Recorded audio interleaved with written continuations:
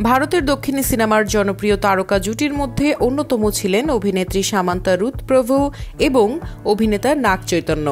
দীর্ঘদিন প্রেম করার পর বিয়ে করেছিলেন তারা, কিন্তু বিয়ের 4 বছরের মাথায় 2021 সালে সংসারের ইতি টানেন এই যুগল।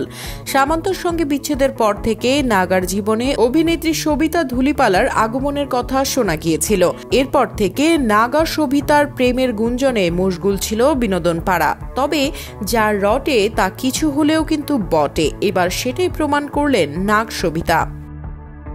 অবশেষে বাগদান সারলেন তারা। তাদের বাগদানের বিষয়টি সামাজিক যোগাযোগ মাধ্যমে নিশ্চিত করেছেন নাগ চৈতন্যের বাবা নাগার্জুন আক্কিকেনি।